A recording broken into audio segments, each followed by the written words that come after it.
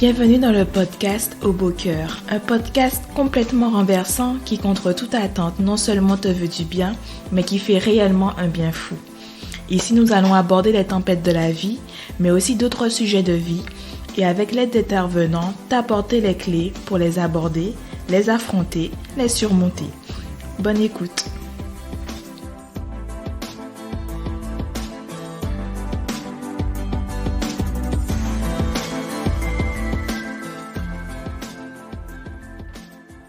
As-tu vu ce film dans lequel un journaliste complètement à bout perd les pédales en plein direct après qu'une belle promotion ait été attribuée à un certain Evan et non pas à lui?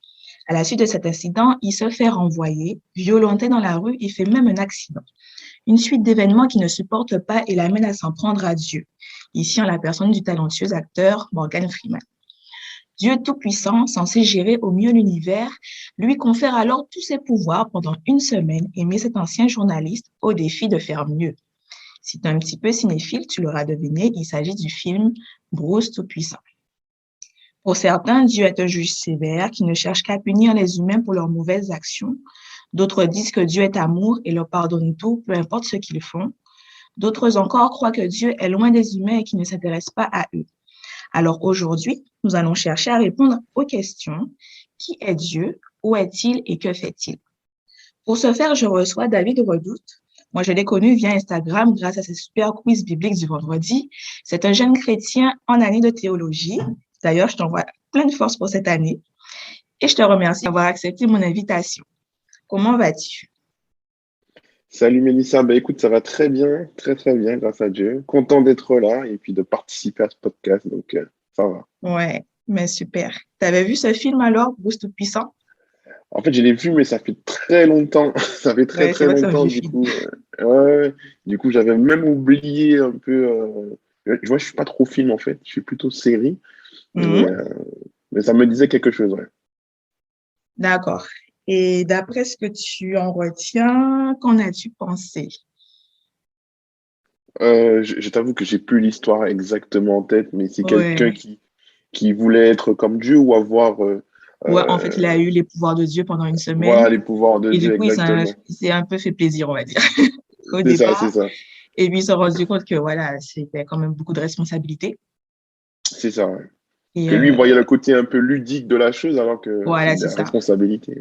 On est quand même très nombreux sur Terre. Exactement. Et nous avons tous, ben, du coup, différentes situations par lesquelles nous passons, très importantes. Donc, Dieu gère. Alors, pour toi, qui est Dieu?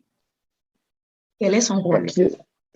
c'est vrai que c'est une question délicate en fait, hein, parce que je ne sais pas s'il y a une réponse unique. Donc, à cette question qui est Dieu, je vais donner du coup ma réponse. Mhm. Et pour moi, Dieu est l'amour. En fait, Oui. c'est ce que dit déjà la Bible dans Jean 4,8, où on te dit que Dieu est amour. Et tu remarques que c'est pas un adjectif pour qualifier Dieu, parce que on aurait dit Dieu est aimant ou Dieu est aimable, tu vois. Par exemple, Mhm. on peut être justice, tu vois, justice. En fait, la différence est que lorsqu'il s'agit d'aimer, la Bible déclare que Dieu est amour. L'amour, en Mhm. fait, caractérise Dieu. L'amour va définir Dieu. Dieu est Mhm. amour. Donc, pour expérimenter Dieu dans ma vie de tous les jours, de manière concrète, il faut que je sois aussi dans cet amour, finalement. Un amour qui se veut être sincère pour les autres, ceux qui m'entourent, et même ceux que je ne connais pas. Et c'est là que Mhm. je comprends que je peux retrouver Dieu dans l'autre. Tu vois, Mhm. Dieu, c'est quelque chose qui nous dépasse. Et répondre à cette question qui est Dieu, c'est tellement difficile.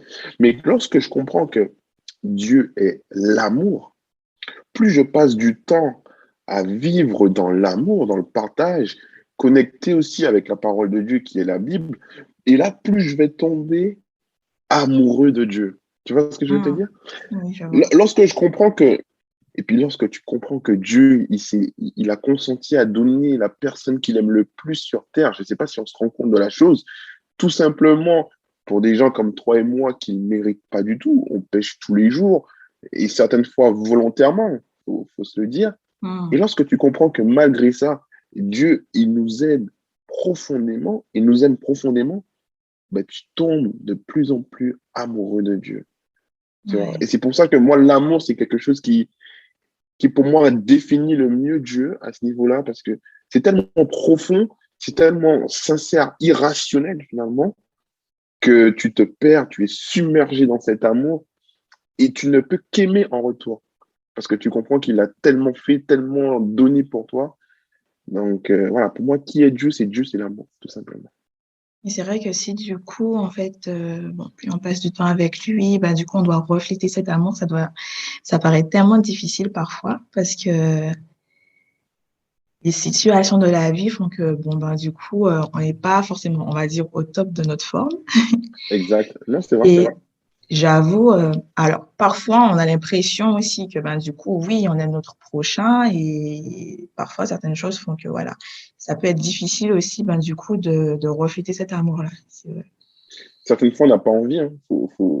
Faut être totalement sincère. Il y a des jours où tu vis des choses très Mm. dans cet amour, en fait. Tu as du mal à exprimer cet amour. Mais je crois que en donnant de l'amour, on reçoit tellement plus que même dans des moments difficiles, euh, tu ressors gagnant aussi. Il y a des gens, tu Mm. vois leur mine. Hier encore, je passais devant un lycée, je voyais un jeune qui avait une tête abattue et je connais pas son histoire. Voilà, je passais en voiture et je me dis, des gens comme ça, tu sais, juste un peu d'amour, ça peut révéler quelque chose d'autre et tu vois, redonner un coup de peps dans la vie de cette personne. On est dans un monde tellement, euh, j'ai envie de dire, égoïste, tourné vers soi, en fait, qui Ouais. fait qu'on n'a plus le temps de donner de l'amour. Et quand quelqu'un reçoit de l'amour, c'est comme quelque chose de waouh, tu vois, tellement Mm. c'est rare. Alors par exemple, est-ce que tu aurais, je sais pas, un type, un Mhm. conseil quand par exemple quelqu'un est vraiment au beau cœur d'une tempête de la vie, parce que du coup on est complètement perdu et puis on voit plus rien autour en fait et on est concentré sur sa situation difficile. Ben justement comment revenir ben du coup à cet état et puis s'ouvrir aux autres et puis remontrer de l'amour on va dire à son proche. Tu sais, quand tu vis une période de tempête, il y a des tempêtes qui sont plus difficiles que les autres, hein, mais tu peux vivre la disparition d'un proche, tu peux vivre un échec scolaire, ça peut arriver, un échec sentimental, ou tu as perdu ta maison, tu as perdu voilà, des choses qui sont vraiment difficiles.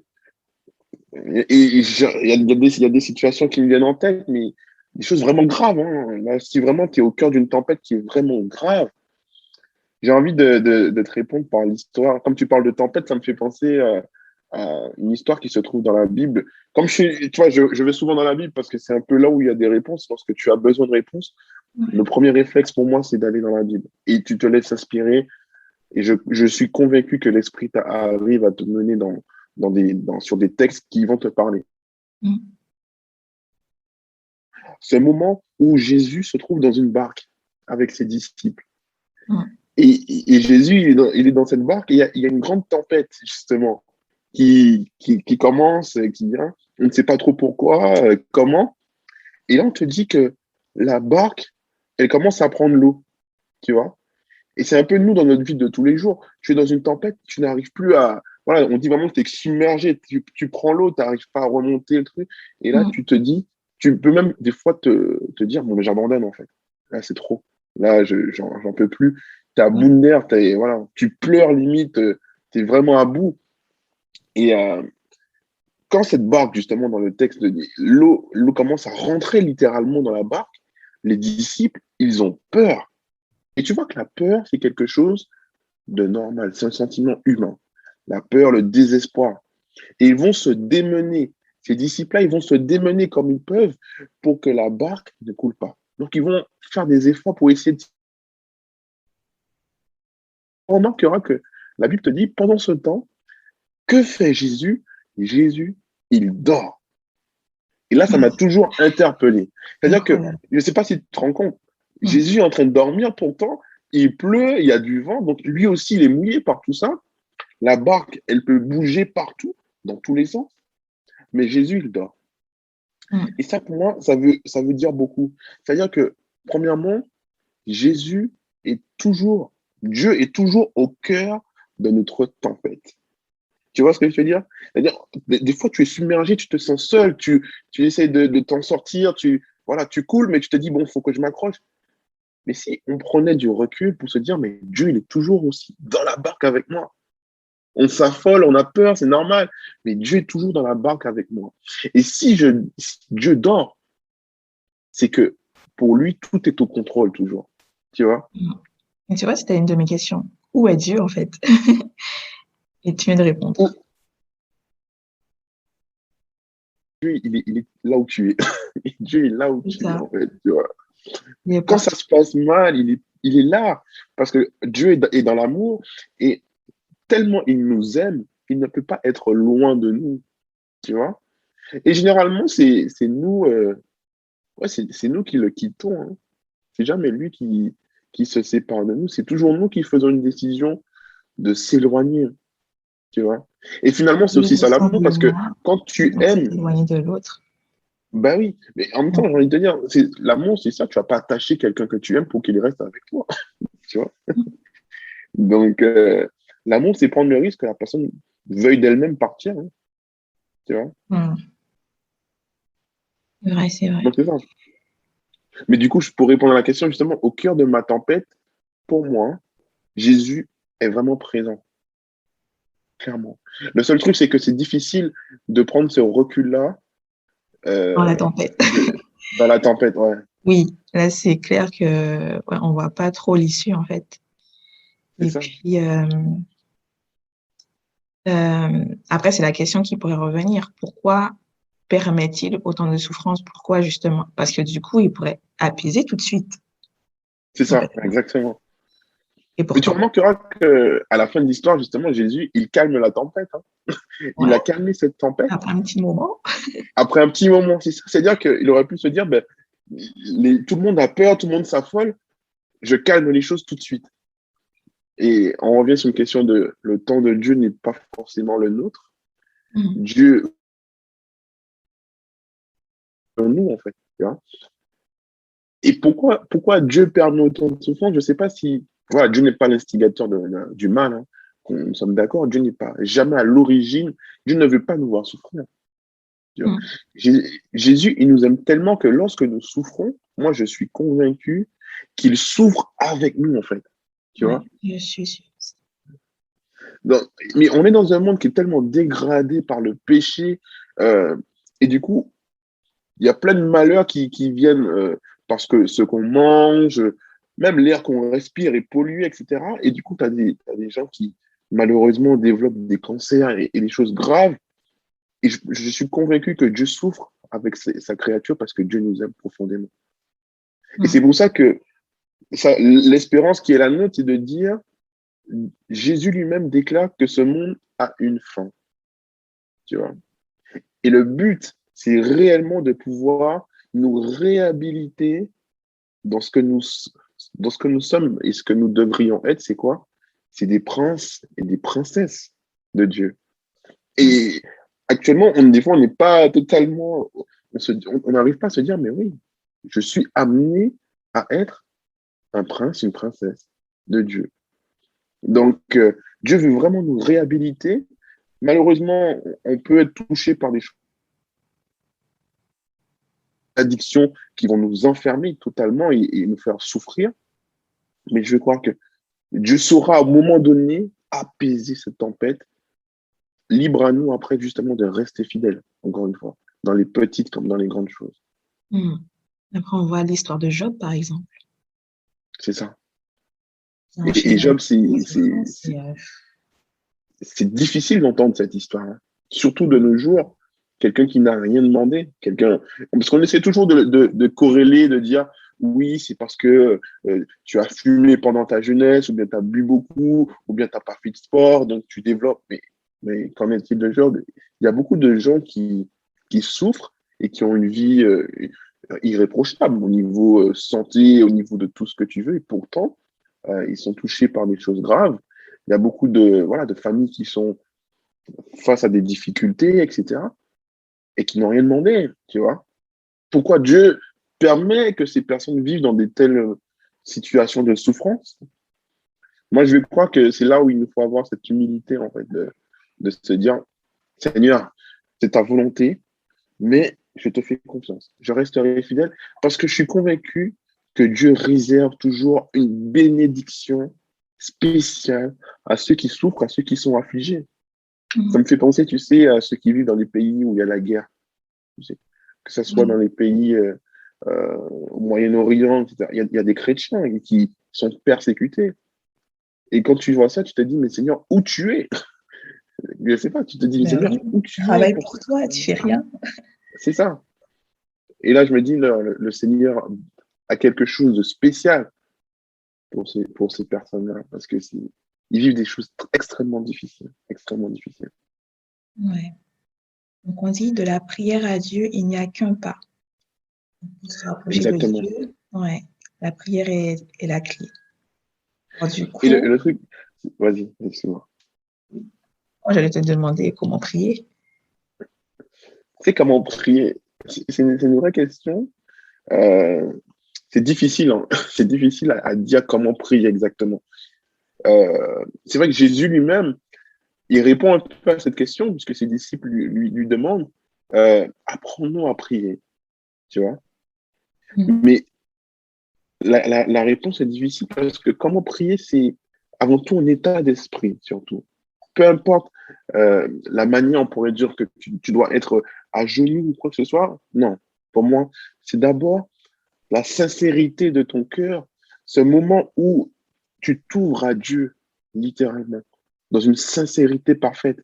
Il y a ce texte qui te dit que quand tu pries, va dans ta chambre, en tout cas l'endroit où tu es le plus euh, tranquille Ouais. pour te laisser aller, de dire à Dieu ce qu'il y a sur ton cœur.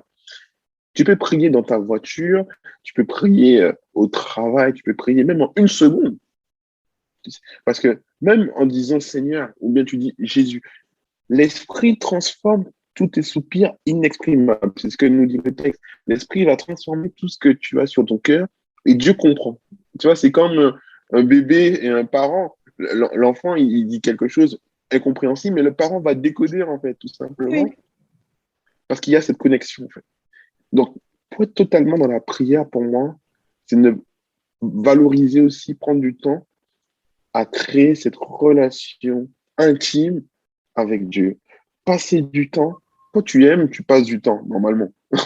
Quand Mhm. tu aimes, tu passes du temps, donc tu as envie de construire cette relation. Et à ce moment-là, ça devient limite euh, facile, tu vois. Donc, vraiment, pour moi, prier, c'est se livrer et dire à Dieu tout ce qu'il y a sur ton cœur. Alors, il y a Matthieu 12, 22 qui dit, tout ce que vous demanderez avec foi par la prière, vous le recevrez. Mais est-ce que Dieu Exactement. exauce vraiment toutes les prières? C'est- Évidemment que non. Évidemment que non. Parce que Dieu est décrit comme étant un père, tu vois. Dieu, on dit notre père qui est aux cieux. D'accord? Dieu est décrit comme étant un père. Et donc, un père, il veut ce qu'il y a de meilleur pour son enfant. Donc, par exemple, mon père à moi, il s'appelle Georges. Mhm. Mon père, il n'a pas toujours accepté de me donner tout ce que je lui demande. Oui. Si ce que je lui demande n'est pas urgent, en tout cas, il trouve que c'est pas urgent ou que ça pourrait me nuire, en tout cas, d'une manière ou d'une autre, sur le long terme, on croit, mon père, il me donne pas ce que je veux, tu vois. Et c'est extrêmement frustrant. C'est extrêmement frustrant parce que toi, tu veux, c'est ce que ton cœur désire, voilà, tu le veux à tout prix. Et c'est là que tu comprends que la Bible t'explique aussi que nous ne savons pas quoi demander à Dieu. Nous ne savons pas quoi demander à Dieu. Et ça, faut l'entendre aussi. Bien souvent, on ne sait pas ce qui est réellement bon pour nous. Mhm. Et c'est pour ça que le Saint-Esprit va intercéder en ma faveur euh, pour justement transformer ce qu'il y a dans mon cœur pour que Dieu agrée. Et c'est vraiment ce mot intercéder en ma faveur qui est important. Le Saint-Esprit va intercéder, c'est-à-dire qu'il va vraiment venir euh, soutenir ma demande. Et si elle est fondée, si au niveau du timing de Dieu aussi, si c'est le bon moment, je crois que Dieu peut nous exaucer. Mais aussi, les silences de Dieu sont des réponses. C'est ce qu'on oublie. C'est ce que j'allais dire, du coup, il y a plusieurs réponses. Oui, Exactement. non, Attends. Mais on est un peu... Attends, qui fait mal. Ah oui. On est un peu comme des enfants. Moi, je veux ça maintenant, tout de suite. Surtout qu'on est dans un monde où tu peux avoir tout de suite. C'est-à-dire que je veux commander quelque chose, Amazon, tout de suite, je l'ai le lendemain, tu vois. Et du coup, quand Dieu te dit, mais attends un mois, des années, waouh, ça fait mal. Ça fait mal.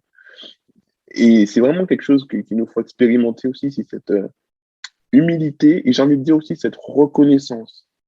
Parce que on peut être reconnaissant quand tout va bien. Le Seigneur a exaucé toutes mes prières. Gloire à Dieu. Merci Seigneur. Voilà. Mais quand tout va mal ou bien quand je n'ai pas de réponse et que c'est le désir de mon cœur ou quoi que ce soit, est-ce que je prie pour dire merci Seigneur? Est-ce que je prie pour dire merci Seigneur? Apprendre. Il faut dire que ce soit dans les bons, dans les mauvais moments, du coup, on va apprendre des choses. C'est ça. C'est ça. Et en fait, c'est là que tu comprends que jamais être impacté par ou conditionné par rapport à une réponse. Tu vois? Il y a des gens qui ont prié. Je connais un étudiant qui a prié toute une année pour avoir son examen. Il a échoué avec 9 et 12 points, je crois, 9,12 ou quoi que ce soit. Et je me dis, mais c'est dur. C'est dur à vivre. Et je me dis, la foi de cette personne doit prendre un coup. Oui, mais finalement, voilà, c'est qu'est-ce que Dieu veut m'enseigner dans ces moments-là. Si près, et malheureusement, pourquoi tu n'exauces pas et tu vois que tous tes camarades, tous tes collègues, tous tes amis, ils sont diplômés ou quoi que ce soit, et toi, tu échoues avec 9, et c'est pourtant toi qui étais le plus à fond avec Dieu, etc. C'est dur. C'est dur. C'est dur, mais ça te prépare, on va dire, au meilleur. C'est quelque chose que tu ne vois pas. Exactement. Après, tu le sauras plus tard. C'est toujours ça, parce qu'en fait, les gens, ils témoignent généralement quand tout s'est bien passé. Mais les gens ne témoignent pas quand ils sont dans la tempête. En tout cas, ce qu'on pourrait dire, la différence pour ceux qui croient en Jésus ne réside pas dans l'absence d'ombre, mais dans la présence de lumière. La prière à Dieu doit être l'arme. La foi est inséparable de la prière. La prière n'a pas de valeur sans la foi. Et il y a une affirmation tout à fait vraie que le pasteur Karine Edouardin, par exemple, aime bien dire. La prière n'a de frontières que celle que nous lui fixons. Au beau cœur de la tempête, où est Dieu? Dieu est là. Il te porte. Aie confiance. Merci beaucoup, David. Merci beaucoup. Merci à toi. À très bientôt.